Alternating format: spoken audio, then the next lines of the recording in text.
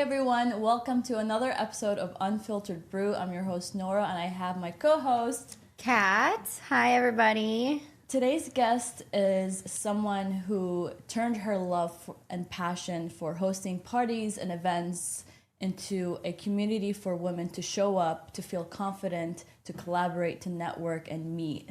Rebecca Maxwell, welcome to Unfiltered Brew. Thank you. We're excited to have you, Rebecca. I'm welcome. excited to be here. Yeah, we've been like a fan for a while now, and I think we've talked about bringing her on for like months, probably before you even knew about us. No, we even talked about bringing her on. Remember when we first started doing the episodes, like our first 5 episodes? Exactly. We manifested you. So we always start here, like, who were you before She's the Company? Oh my. Tell us your story, girl. Let's see. I am originally from Euclid, Ohio. So I have been in Cleveland all my life. I went to college for a year. Hated it. Was not for me. Came home, started working in the service industry, and I just fell in love. I've always been one where I just love talking to people. I can talk to a brick wall for an hour, but I can connect with really anyone, and that's like one of my little superpowers, I always say. So been in Cleveland and kind of grew this love for Cleveland, especially downtown. I think we are an underrated city. We obviously. are very. We talk about it a lot. If you listen to our other episodes. I feel like in every single episode we say how it's so underrated. And like when people come here, they're like, oh, it's actually really nice. And I'm like, yeah, maybe don't just listen to like the jokes that they make because they all make jokes about Cleveland and that's just something that clicks in people's brains. But I'm like, no, it's actually pretty great. So I've lived downtown for 10 years now. And so I've kind of seen a lot of different, different versions of it. But I grew up with season tickets. My family had season tickets to the then Indians.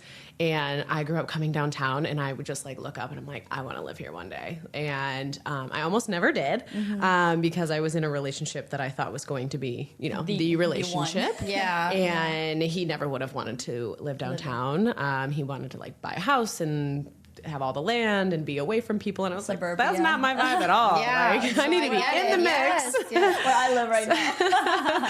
So just kind of been down here, and that's when I started hosting parties at my apartment. My mom was a pampered chef mom, so I grew up watching her host parties for her friend, and like we're very big on tradition and annual parties in my family. Both my parents love to host, so I kind of just watched that. So it was rooted in you. Yeah. So we had our first party. I lived with my high school best friend when we first moved down here, and we had our housewarming party, and there were like 65 people in our apartment. You couldn't hear anything. That's a pretty big It was crazy. We were like walking back up to the door after going to get people. I'm like, we can't hear anything. We could start having parties. So, because I'm very mindful. Like I am a noisy neighbor, but I try to, be mindful. And what year was this? So I moved downtown 2016 at the end of the year. If I would have been downtown for the championship, that would have been lovely. But we moved down in November. It was Cavs peak few season, months after. Right? Did you go? No, I was in Florida actually that summer. I ended up going. It was crazy. We got up at like 4 a.m. and we came down. I mean, it was the longest day of my life, but it was so much fun. Yeah, it was just an insane time, and I was like, so it was a good time to be in Cleveland. Yeah, especially downtown. Yeah. So we had that party probably in like December, or, November, December. And then we were like, well, we should have a pure romance party and like invite our friends over. So we started that in February, and that I just had my 9th annual one last week. For Valentine's. Yeah. Yeah. So it's super fun. I love to go all in on a theme. But then we had this huge countertop, and I was like, I just want to do a huge charcuterie board on this countertop. That's my dream. So I was like, all right, I'm going to invite all my girlfriends over, bring a bottle of wine. I will do all the food, whatever. Were the 60 people that you originally invited, were they all people you met through your bartending job and like in the service industry? No, it was kind of like, it was like high school friends. So her and I had been friends since high school. So it was a lot of like her friends, my friends, and then both of our friends. So it was like a melting pot. Yeah. So, and like with hosting, I always want people to feel as comfortable as possible. So that's why I want all my friends to be friends. I am a very busy individual. So when I do get the chance to hang out with people, everyone just be there. Yes. And sometimes I think my friends get annoyed. How do you get 60 women to get along? Honestly, it's pretty easy because they're not all best friends.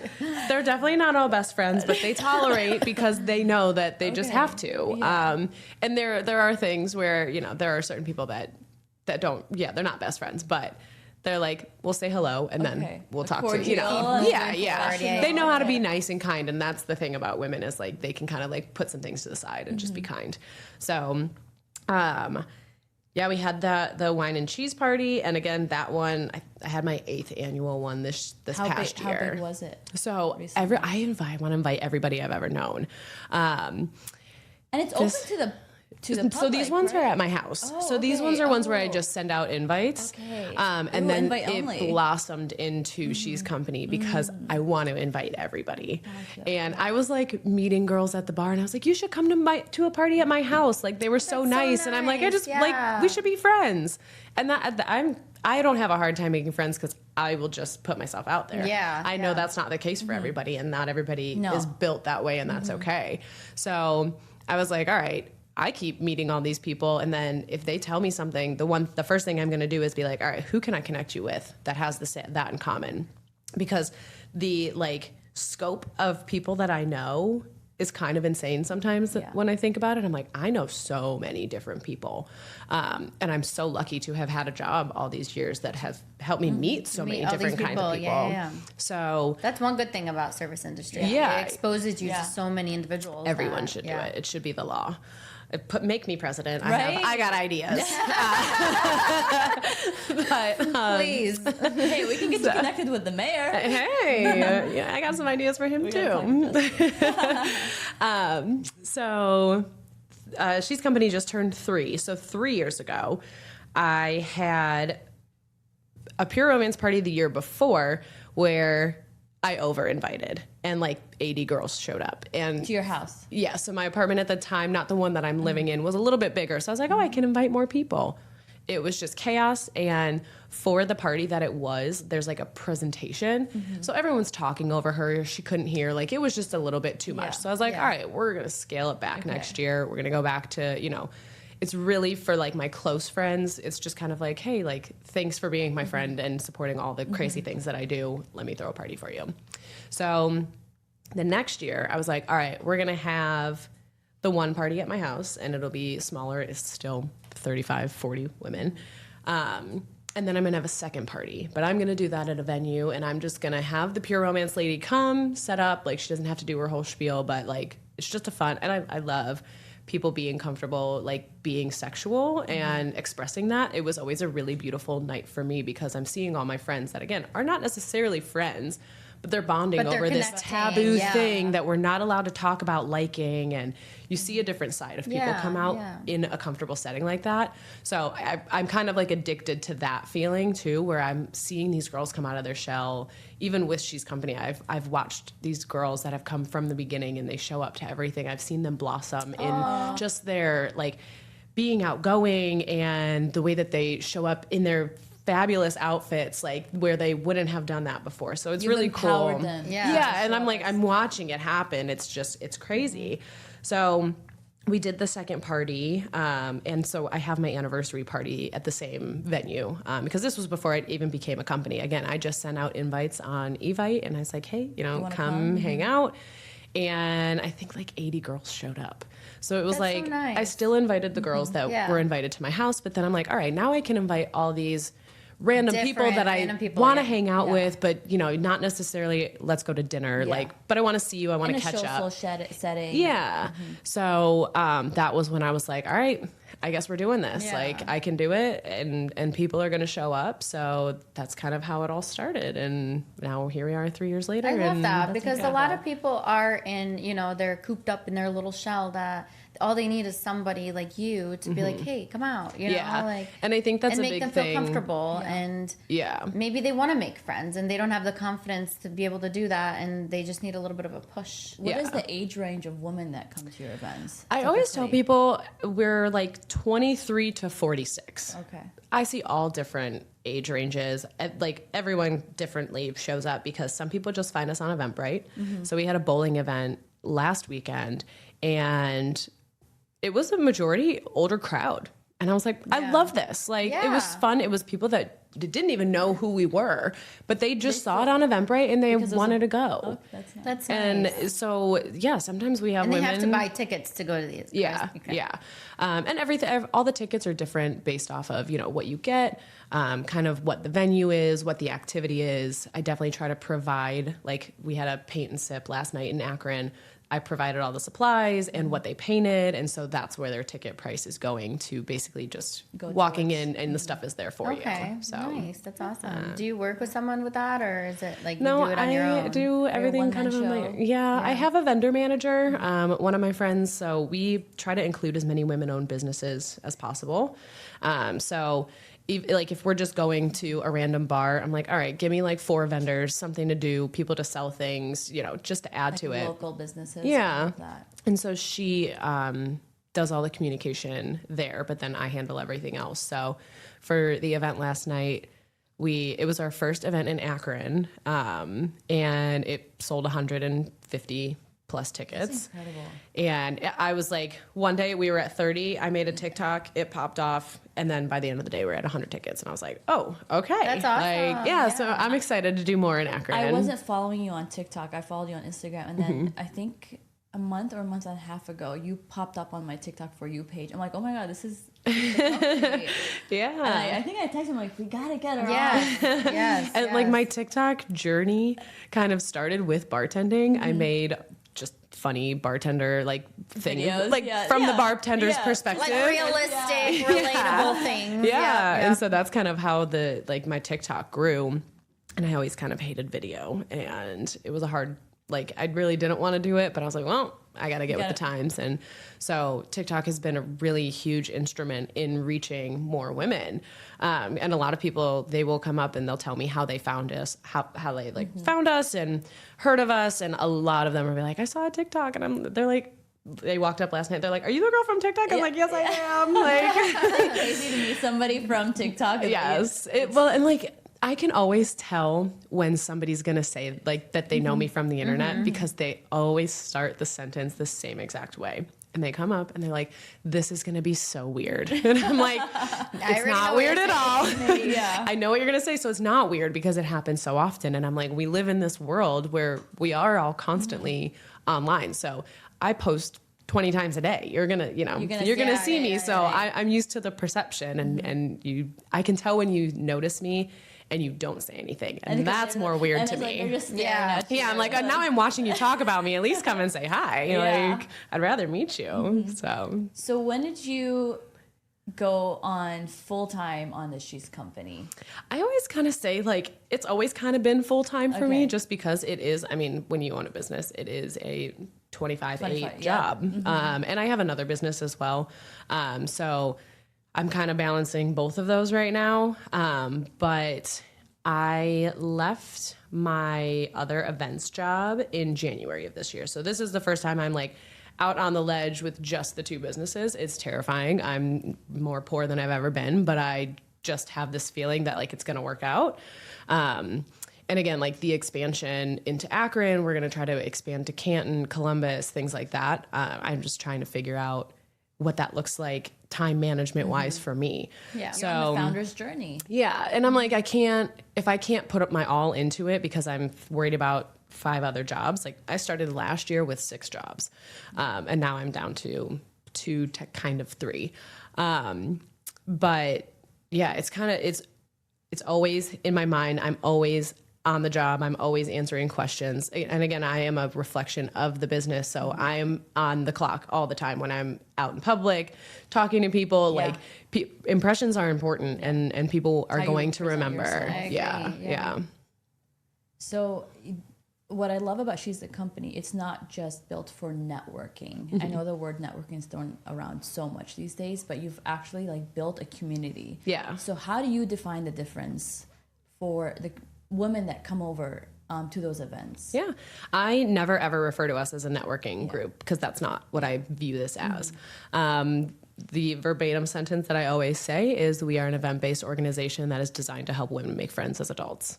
That is strictly what we do this for. It is for you to find people that are aligned with you. And that's why we switch up the themes and the venues and like just the activities that we're doing, because someone that's going to come to the bar crawl might not be somebody who's going to come to a book swap. Like, So it's different. and women have so many different hobbies and interests where it's like we should be going across all of those. So networking, I would say maybe yes on the vendor side, because we have a lot of vendors that get to meet each other and or meet people that also host events or venues that they want to work with. But yeah, it's really just to come and make friends and meet people and have a little girly old time while making a difference at the same time. Yeah. So how do you like come up with different events, or how do you what pops up in your head like, well, I want to do this, or So I have just a very long running list of things that I would enjoy. It is sometimes hard to be like, all right, I want to do this, but I don't want to do that, So I'm working on that because not everybody wants to do what I want to do. But I love a theme. I love a reason to put an outfit together, and something that coincides and makes sense. So that's where with the Galentine's party, I always say it's a mix between a Galentine's party and a bachelorette party, because we got penis-shaped things everywhere. I'm like, am I allowed to say that? Whatever you want on here. So like we're very unfiltered. We can talk about penises. Perfect. We're fine. Everything's so it's great. like everything has to make sense for me. So when I go into a venue, and when I started, it was me reaching out to a lot of venues. Now it's, for the most part, venues are reaching out to me because they're seeing how many people are coming into these venues when we are having events, and they see the value in that as well. So I always like to do in-person venue walkthroughs before I decide on anything, because if we're having, so we have a pink party next Sunday. So Pink we're doing party? it. Yeah. Okay. So it's literally all just pink? based around the color. Gosh, we could go. Yeah, it's Sunday the 28th. Okay. It's at Sora. So Sora. Yeah. We did a collab with Sora. I this love summer. Sora. Yeah. They're awesome. And Pink is very on theme too there. right. Yeah. So that venue, I'm like, yeah, let's do a pink party here. And then we do, we do these color parties, and they have to make sense with the venue. It has to just all like make sense. This is perfect because Yes. you could do an event at Billy's and make it green for St. Patrick's Day. Yeah. Like we Let's have a do green it. room. See, I haven't been in there. I need to come see. But yeah, like I will walk through, like we did our book swaps for a really long time at Bookhouse Brewing because it just makes sense. Yeah. You know, Yeah. it's all Very just in theme, Yeah. yeah. Like I really want to do an animal print theme. And I want to do it at the zoo. Like I just, It makes sense. yeah, things that just kind of, and like places where it's like, yeah, I want to go there, but I don't want to go alone. So you don't have to go alone. Now you're with all of these other group of people that may people. also come alone, and you meet Who's them. gonna you go to can- the zoo by themselves? Right. Yeah. It's more fun with a group of people, and Right. why not Me. even meet? Yeah. Decompressing. Yeah. We did the first 2 years we did like the zoo lights, and we took party buses there. Cute. And like there's just been all different types of things, and there's one that I want to bring back. We did a thrift store shuffle, so we took a party bus to a bunch of different thrift stores and had drinks on the bus. And then I realized as we're on the bus, I'm like, oh, everyone's just acquiring things and space is running out on the bus. So I have to figure out how to make that one make a little bit more sense. But just, yeah, like random things that I'm like, all right, this is different. And I'm always kind of, to me, it's unfortunately a little bit of a rat race now because events are everywhere. Everyone's doing events and they all are starting to look the same, in my opinion. So what can I do that nobody else is doing? what is- Yeah. Like Yeah. that's where the paint and sip, I don't really like paint and sips when it's a canvas because I'm not going to do anything with that. Yeah. It's going to sit on the floor with all the other things that I need to hang up or whatever. So I was like, all right, what is something that people will use? So that's where we switched to the wine glasses and martini glasses that people are painting. Yeah. So and it's like, things like that. It's things like you could build candles, make it practical. Yeah, we're going to do a Mother's Day candle making event. So, and people like to leave with something. So where can I add value? How can I make this stand out from the 75 other Galentine's events that are happening this month? Memorable. You know? Yeah. So it's just kind of my creativity I'm very thankful for. I have a very creative brain. That's awesome. That's amazing. How far in advance do you plan an event? So now you have like 4 coming up, right? Yeah. So I have one tomorrow, one on the 28th, one on the 6th, one on the 10th, one on the 19th. Yes. Like I usually do like almost one a week. Which how far in advance are you planning these? I try to get tickets out at least a month in advance. I think a month is pretty good. Yeah, and sometimes I don't. Sometimes I'm not able to, and I'm scrambling, and it still works out because a lot of people don't buy tickets until the day before. Which is very frustrating, but it's fine. We make it work. It's hard for planning, but people don't plan. Yeah. They plan last minute. So I could release, sometimes I've released an event a week before and it still does all right. I'm like, okay, people are looking for things to do. And I think that especially, people's plans change. Yeah. So one day they can't, the next day they're like, okay, let's do it. Right. And I'll have a lot of people email me and they're like, we weren't going to be able to come, but now it's sold out. Like, is there any chance? And I'm like, I'll finagle, I'll figure it out. Like, I'll make it work. I had that happen last night where a girl, her friend was coming and they were celebrating her birthday and their whole group of friends got tickets and it was sold out by the time she had gotten through to the portal. And I was like, I'll just make you an extra hidden ticket. Like, I'll make sure that you're accounted for.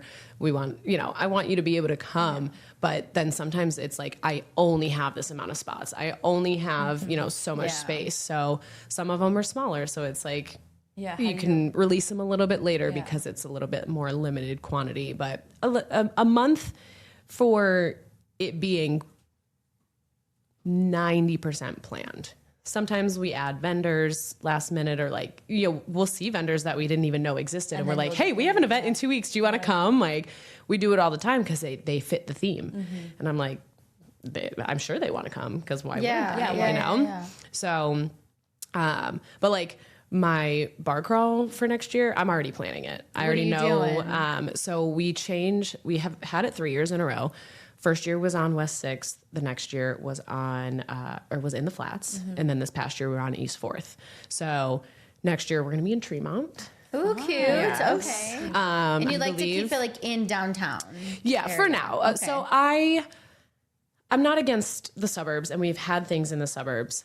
However, if I'm having something in Strongsville and somebody lives on the east side, then I just think about that commute and it's accessible for the people out there, and we want to do more of that. Cleveland's but like the middle ground, and I live down here. It's a little bit easier for me, and I have a lot of connections down here. I also think we lack in nightlife, and I agree. The city needs that boost. I think the suburbs, from what I can tell, are kind of all right because people that live in the suburbs go to dinner in the suburbs. Yeah. Getting people down to the city. Different. Unless there's a game or a sports event or a concert, it's really hard to get anybody to come downtown. Exactly. And I want my neighborhood to thrive. And I have a lot of friends that own businesses down there. So I work with a lot of people that I've built relationships with over the last 10, 15 years. So a lot downtown. But once we do get, we'll do probably Ohio City the next year. And then kind of move pockets around. Yeah, like city, move out from there. Like I'll do something in Lakewood or, the downtown Willoughby. So it's kind of like for the bar crawl. Downtown Willoughby is cute. Yeah, and I think it'd be super fun. And for the bar crawl, it makes sense because that area has the accessibility of all the bars. Yeah, it's a walk. So it's just kind of where it makes sense with what themes. It's a lot downtown, but I'm like, I don't want people to have to pay to park every time that they come to something. They're already buying a ticket. There's a lot of factors that go into it that I'm trying to figure out how to minimize. But how do you navigate growth without losing intimacy within your events? So actually it's something that I was just thinking about, because last night, it being the first event in Akron, I worked the door, which I don't always get to anymore because I am a bit of a control freak. And I think about the guest's perception, because they're going to pay attention to everything.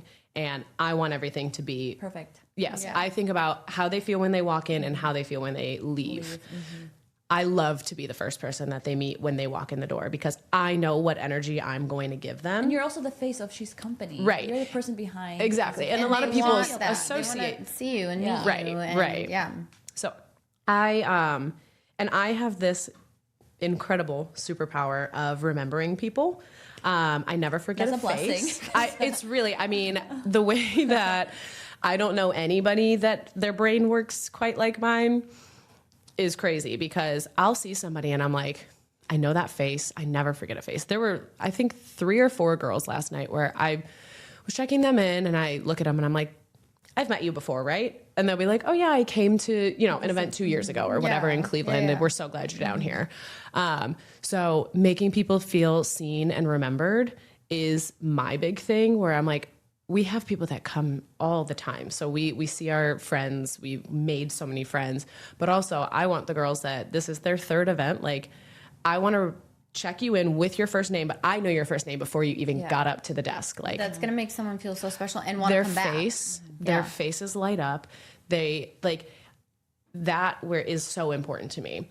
I didn't get to do that at the bar crawl. I didn't get to check a single person in at the bar crawl. And I was really stressed out about it, because I was like, man, like, I didn't even get to get more faces in my brain, and everyone's scattered. It's a bigger event. Yeah. But I'm like, I needed to stay personal, because these people are funding my life. They are, yeah. So I mean, you have to build a relationship with them. It's important. It's the whole point of the company. Yeah.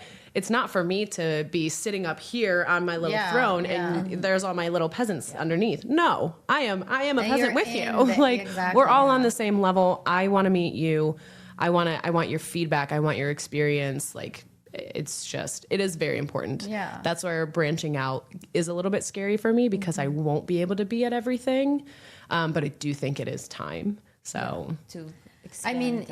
You deal with, I'm curious, you deal with like the 2 jobs that but you have the 2 businesses, then you deal with so many women. And I know us women can get a lot sometimes.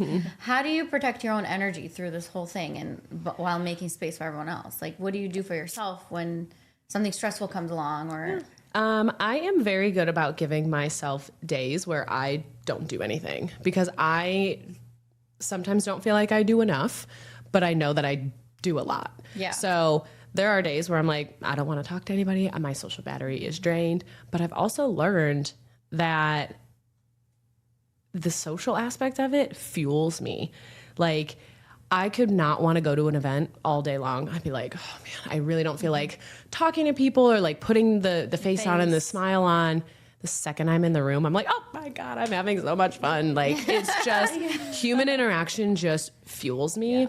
And I don't even feel like it drains me. I think when I leave an event, like last night, I felt great. The bar crawl, different story. I cried for about an hour after, because it was just a lot, so much work over the 2 months, talking to so many people, just like finally got through it. And sometimes I just break down. I am a crier. I love to cry. I love releasing that energy. I just cry. And then I'm like, all right.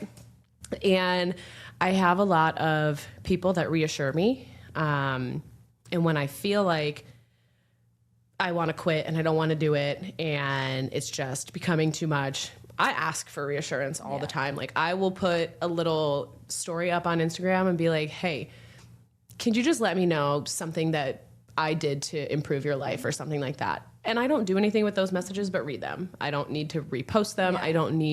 I just need that reassurance, and I'm okay with asking for it. Have you ever gotten like a negative comment or feedback from She's Company? We get, I don't want to say it's negative comments, but we get constructive criticism. And I want it. I always try to get back to people. Like, We had maybe like 2 or 3 messages from the bar crawl. It was a 300-person bar crawl. Okay. Wow. So they were upset about the wait times at the bar. Understandably so. These bars are smaller. We doubled in size from the bar crawl last year. So it was kind of something where I'm like, I can't really control that, but how can I improve your perception that was our fault? And I can't. All I can do is invite you to another event that maybe is a little bit smaller, a little bit more intimate. There's different vibes, and that's why switching it up is so important to me because, again, not everybody's going to want that situation. So I tell them, I say, hey, shoot me an email. I would love to send you free tickets to an upcoming event of your choice to make it up to you. But that's really all I can do is try to continue that relationship.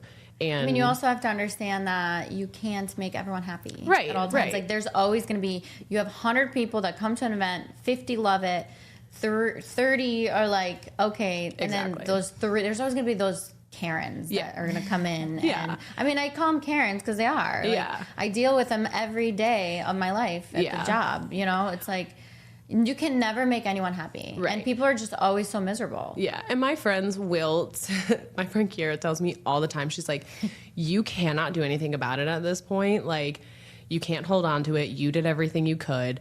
So my friends are really great about stuff like that. And again, we haven't gotten that much bad feedback. And then sometimes there are things that are completely out of my control, like the way that they interact with other women or if they didn't feel like they made a friend. I'm like, okay, well, tell me how I can make it easier for you to go up and interact with people. Like, I want to know because I'm only one brain. I can only go so far with my ideas. But how could I better serve the community that I'm trying to build, you know? Yeah. So usually, and once I ask, people don't really say anything because they just wanted to make their comment and they wanted to be heard and seen. And that's okay. If you needed to get that off your chest, that's totally fine. That is what running a business is, you know? Not everyone's going to be happy, like you said. So is it usually like peaceful? I mean, obviously most of the time, I'm sure. But I mean, I'm sure there's always that one someone's person paying to go to an event. Yeah. Right? Yeah. You know, they're not just showing up for free. They're using their own hard income to go to an event. I would assume they would show up and But there's always that one person that always stirs I've the only pot. had one instance where somebody told me that there was like a little bit of mean girl energy. And I was like, okay, I will note that and like I will have that conversation and like that's not what we stand for. So and it ended up being 2 people that I knew, so it was a little bit easier to deal with. Okay. But it's just like, again, I can't control other people. So that's the hard part. Yeah, and you have to, it's really hard to separate yourself sometimes from that because it's your event. So people will automatically associate you with that negative mean girl energy. Right. And that's the thing too with having it at venues or like, I can't control the bartenders. I can't control any of that. Because they're probably it is going to come back on me. Because they're under the impression like, well, she's hosting the event, she's running the place, she's running everything. But that's not the case. Yeah.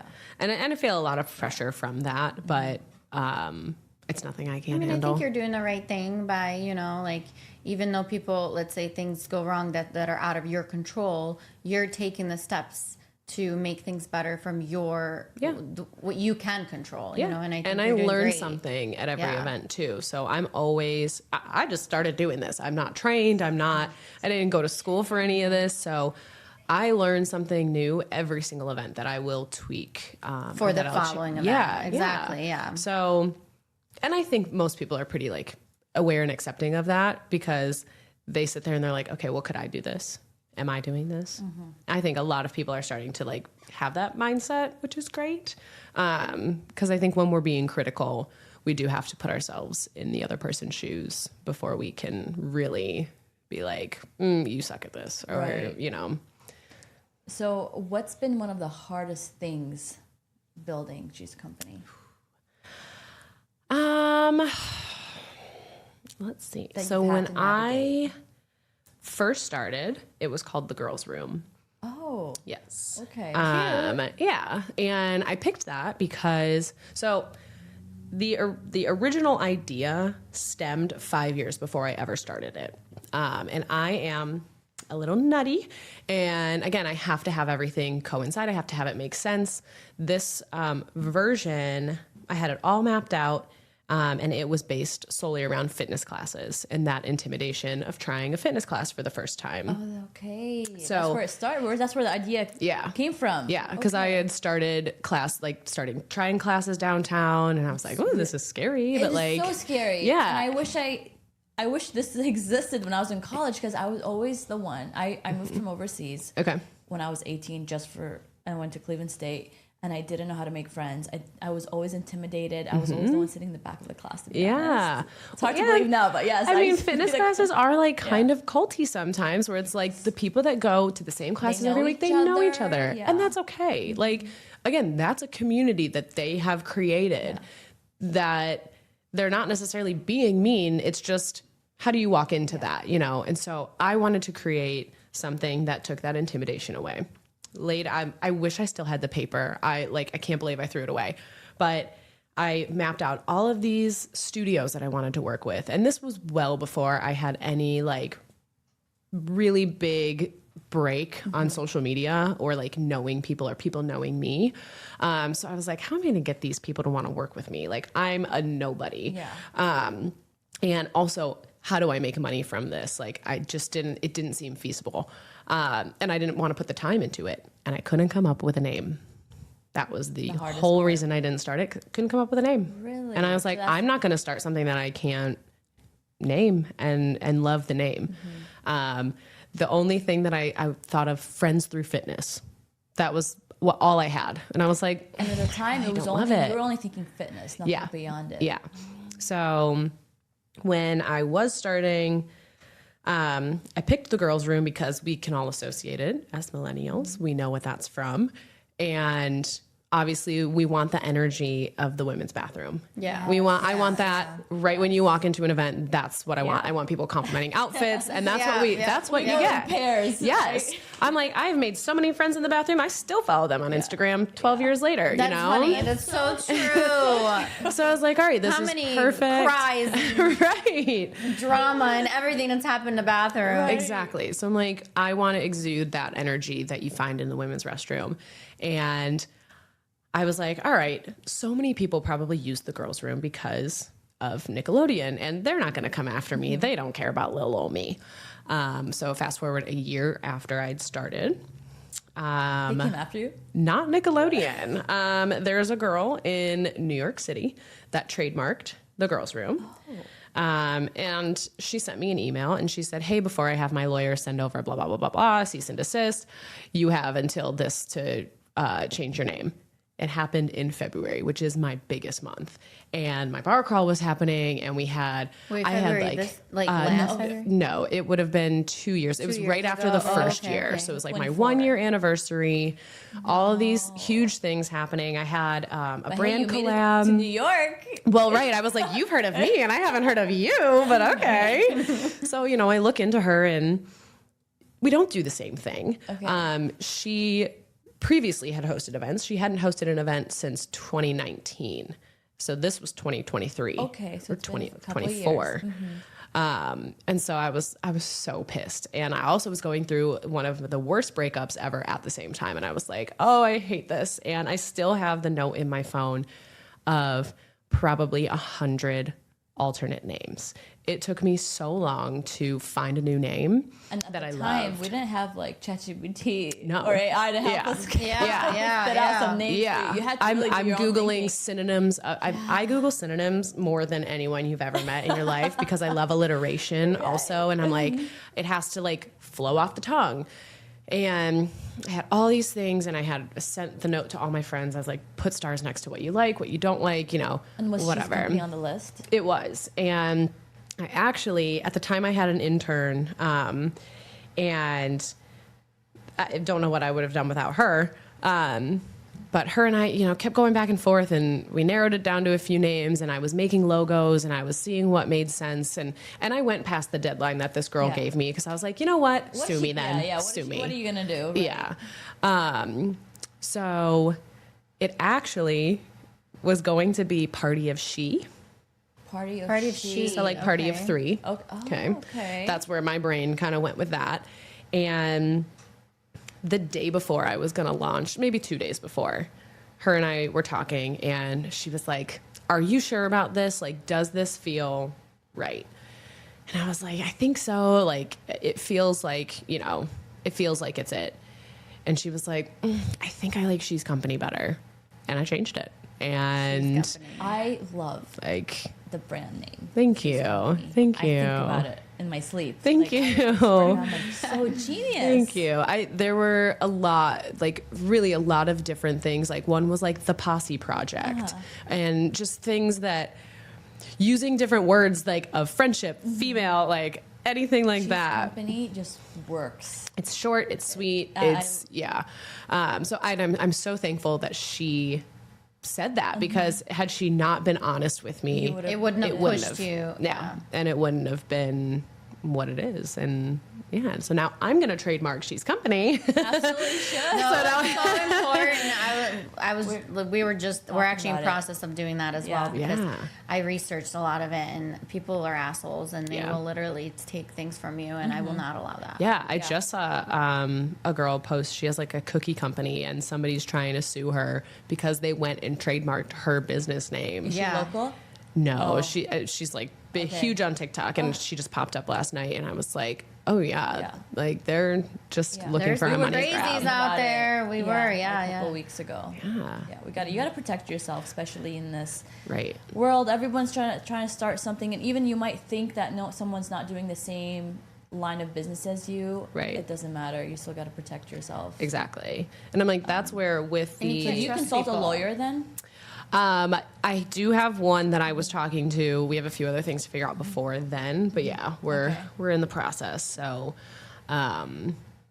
hopefully that will get done. And then with I have a lot of people reach out to me and ask, how they can get involved from other cities or things like that. And I'm like, all right, how do I keep this branding across all of these cities? That's going to be really important to me, because yes, you are the face of the Columbus version. You are the face of the Akron version, but it is still my baby. Yes. It is, and it is still to the values of what She's Company is. So, I'm really glad that we landed on that, but I will always keep that list of names, because one, you never know what's going to happen. And I spent all my time just sitting there trying to think of different ways. It took us how many months did it take us to come up with Unfiltered Brew? We went through different names too. Remember, it was my sister's closet. Our first. My that's sister's cute. Closet. Yeah, because we thought about, you have intimate conversations with your sister friends in a closet. Right. Closed doors. And I don't know how that kind of rolled into Unfiltered Brews. We had a lot of iterations, like you said. It was a while. And we asked different people and friends and family members, and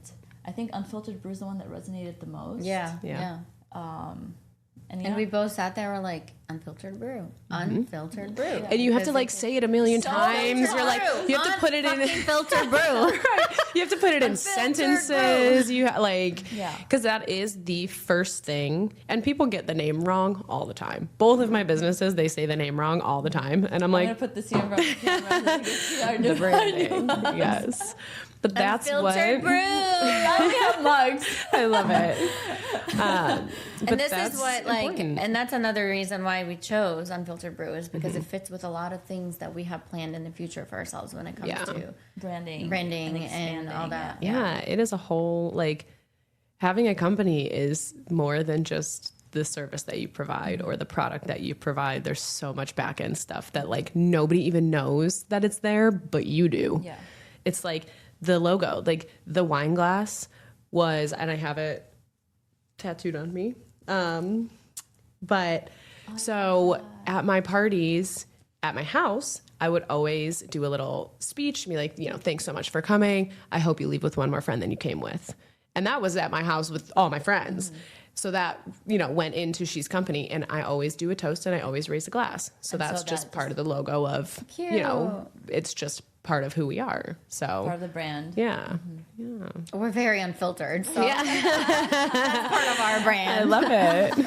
I'm always we like to talk, Yeah, I mean, very this is- unfiltered. Yeah, we and this is like the reason why like we wanted you to come on is just to really learn about you, because we see you behind your platform, which is incredible. You have over thousands of followers, but we wanted to get to know you on a personal level because we don't get to see that on social media. Yeah, as much, yeah. it's- And I'm sure people Yeah. want to get to know Yeah. you as well too, and Yeah. like Yeah. what started this, and Definitely. I think know, I the go whole- through these ebbs and flows too. I used to be insane on social media and just like, I'm banned from Twitter, which is probably a good thing because I would just say anything. And, you know, as I've gotten older, I'm like, all right, I should probably reel it in a little bit, but not too much. But sometimes once that follower count goes up, you're like, okay, wow, 10,000 people saw me say that, you know? So you do think about it a little bit, but there are times where I'm like, I don't really give a fuck. Like, You feel like this is who I imposter am. Yeah.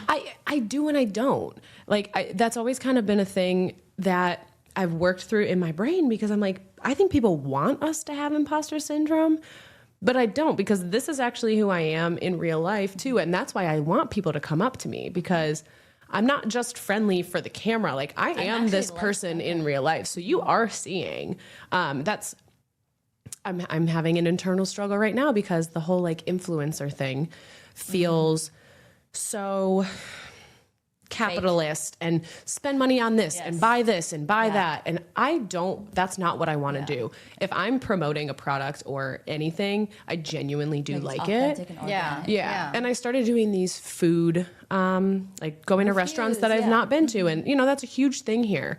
If I don't like a restaurant, I'm not posting it because that's not my purpose. My purpose is to show you great things that I enjoy. I'm not going to tear a business down because I'm not a food critic, you know?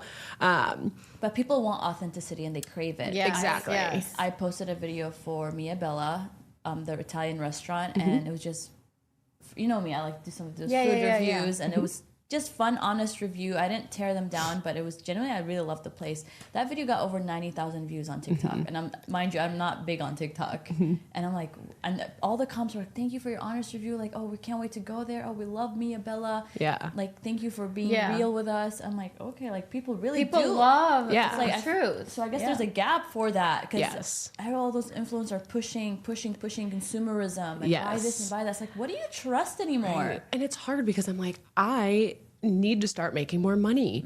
And I get fun brand deals that I really care about and that I enjoy. I try to do a lot of like fashion based stuff. Cause that's fun stuff where it's like, I'm not necessarily selling you a product, but I am telling you how to achieve certain looks and get there. But there is this balance where I'm like, do I just start doing it? Do I just start and like link in all these Amazon things, even though I really don't shop at Amazon? Like, no, I thrift everything. And I have a hard time with that because I'm like, I love showing my thrift finds, but I can't sell it to you. I can't find it and link it for you. Yeah. And that's great. That's what people like and enjoy. But how much time am I spending on these videos to not profit from it? So it's finding ways to stay true to my beliefs about the internet stuff while hopefully, you know, benefiting from the work that I put into it. So, but yeah, I don't know. I'm like, sometimes I appreciate your honesty with this. Thanks. Not a lot of people will like have this real conversations with themselves. Yeah, it's a very like twisted web. Yeah. And there's so many things to it, and there's so many things that can be true at one time. But every time I do think to go, like, I have a bunch of products that I can and will link, but I'm like, okay, how does this not come off pushy? How does perception is everything? Yeah, You know? yeah. And I am very aware of that. And I don't care if people don't like me, but I don't want you to think that I'm something that I'm not, that I'm very clearly not.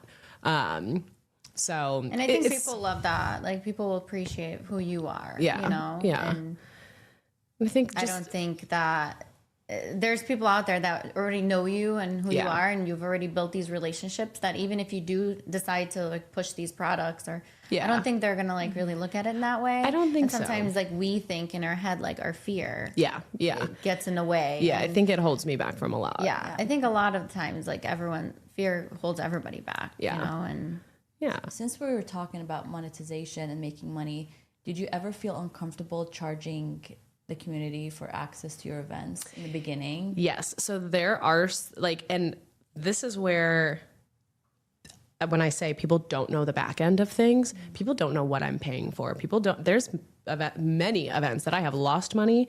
There are many events that I've just broken even. And then there's some that I make a great amount of money. It is such a balance of how can I pinch a penny here? Can I thrift it? Can I make it myself? Can I make this? I want it to be as accessible as possible. So if I'm charging like a $60 ticket, it has to be valuable to the consumer or I cannot do it. I won't. Yeah. And there are people there's some things that are just too expensive and I don't feel comfortable based off of the capacity of the venue. I divide that up into how many people the cost of everything of how many people I can have. If that ticket is going to be $50 before I even see any of it, it just doesn't make sense to me. Yeah. I love the $20 area. Range, yeah. That is my favorite range to stay in. Comfortable with people too, you know? And then there's little things like I can add on there where it's like, all right, I can, you're getting a sticker or you're getting a glitter bomb or you're getting something that isn't necessarily costing me that much, but you are getting something. You feel like you're gaining something from coming.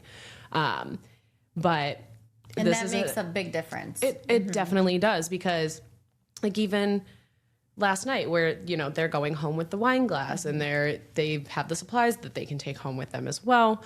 But it's like, okay, I want to gauge how valuable you thought this was. But then the hours put in on my end, if I did make that extra money, then I'm like, okay, that's my hourly, you know, for sourcing all of this. But I have had a few free events because I want to celebrate the people that do show up. And I want to do those. But I had one the other day and 100 people RSVP'd and 20 people showed up. And so it's like, I really want to do this, but I can't really tell a venue, hey, you're going to have 100 people here tonight. And then nobody shows up. So it's kind of wrestling with that. So how do you deal with a situation like that with the venue? What do you... It was our anniversary party and she is the most wonderful woman. So she was just thankful. She was like, this was still a better Wednesday night than we would have had. But that's the thing is not only is the customer and the guest relying on me doing well, the venue is also counting on their benefit on that side of it. So it's two sides of pressure where I'm like, all right, they also have to make money. And money is not, it was never the goal for this. So the venue would make money on things that the customers, let's say if it's a bar or restaurant, if they purchase outside of the event. Food and drinks. And everything, every event is very different. Every agreement is very different. Some venues won't charge me. Sometimes there's a room fee. Sometimes there's a minimum.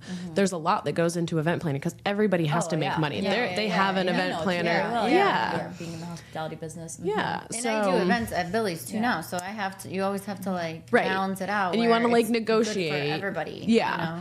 So I am very blessed that a lot of people have seen the value in it, and they do give me the venue for free. And I do have that conversation every time. I'm like, hey, we can run this however you want, but let me tell you what I've done in the past and what I have seen work.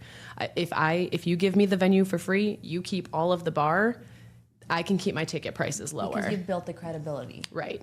And I've done ones where I have done a free event and we'll do a bar split. So it's me basically just getting people in the venue and they give me a percentage of their bar sales. Which didn't really seem as beneficial as actually having a ticketed event for anyone. So it's a learning curve. And again, every venue is so wildly different and what they're looking for and what, you know, their already business kind of looks like. I typically, when I meet with a venue, I'm like, all right, give me your slowest night of the week. I don't care what night it is. It could be a Monday night. I don't care. Give me your slowest night of the week and I will pack your bar. And that's how we will do it. And people are very receptive to that. So because it's better than having an empty bar. Exactly. Yeah. Exactly. I mean, either way, they're gonna like, regardless, like if it's like a restaurant or a bar, like if you bring whatever, it's still gonna like bump up their sales, and exactly. And then you're gonna get content. You're gonna get, if I have a photographer, you get access to all of those photos. You get any videos that we take. Just to. Do you charge your vendors that you bring on for certain events like a certain fee? We do. So usually, if there is, and it'll never go higher than what it is now. It is a $50 fee. We sometimes will change that based off of. That's very reasonable, actually. Yeah. Is very reasonable. And really the only reason that we do charge that is so that I can pay my vendor manager. That goes to her for the communication, for the coordination, for all of it. None of that goes to me. But there also, again, there is value in coming to an event. And there's a lot of discourse happening right now about vendor fees and things like that, but we would never raise it over 50. I don't think that that's fair, because then people have to sell a certain amount of things just to even make that back. So, and even sometimes like we had an event the other day and I was talking to my vendor manager and I was like, I went around and bought from everybody because like it wasn't a vendor focused event. And she was like, oh, I didn't charge him a vendor fee because I knew that was going to happen. So she's very aligned with me of keeping it fair. Like we want people to get the exposure. If it's your first event, like we might not charge a vendor fee. It really depends on the type of business that they are, where they are at their life cycle. Yeah.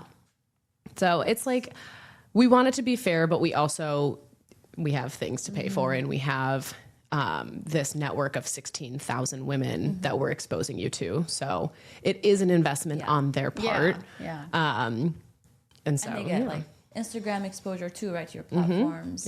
And so what I tell everybody you get people exposure. You know, like maybe there's a person that's never been to this venue before, and they come back even after this. After your event. So you're kind of exposing it just by making an event and promoting it online. And I tell every venue that I work with and every vendor that I work with, if you ever need anything reposted, publicized, put out to a crowd, send it to me, tag me. I do not care. I'm not going to charge you. I want you to do great, so that comes with just building those relationships. And so it's very important to me that we're aligned across the board, whether it's an event or not. Because also when they're doing well, it's a good reflection on your events. Exactly. Right? Exactly.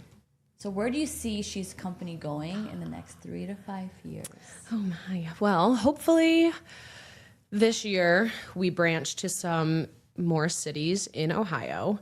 I would really like to kind of solidify that, Midwest area to start. And then eventually outside of Ohio, maybe franchise a little bit. Because I do think it is something that is really important. And now being 3 years in, I can make a playbook of, hey, here's all of the staple events for She's Company. If you have ideas, bring them to me. We can try anything, but now we have staples that we know work, that I know how to execute. I can tell you how to execute. But I would hate to grow and bring people onto something that is not organized or not fully thought out. So you've built the sustainable systems. Yeah. To translate over to other cities. Yeah. So hopefully we just keep growing and it's time to take it to the next step. Yes. Hopefully build a team. But just continue to do what we're doing. So where do people, if you're, starting to grow a team and expand, would you put up job opportunities? We would definitely post. And I have a lot of people reach out to me all the time that say, hey, like, if you're ever looking, or they'll just email me their resume and be like, I love what you're doing. And I always respond like, we're not ready right now, but we will definitely let you know when we are. So I have a little email folder of like applications and people that have reached out. But then we would just post it and be like, hey, we're looking for this, that, and the third. We're also going to be starting soon a volunteer program.